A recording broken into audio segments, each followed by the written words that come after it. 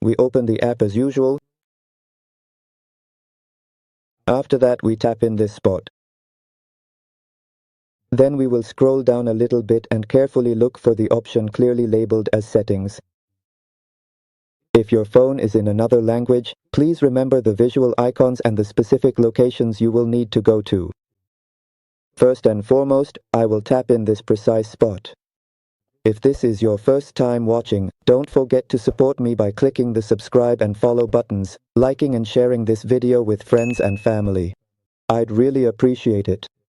Next, we tap on Network Preferences from here.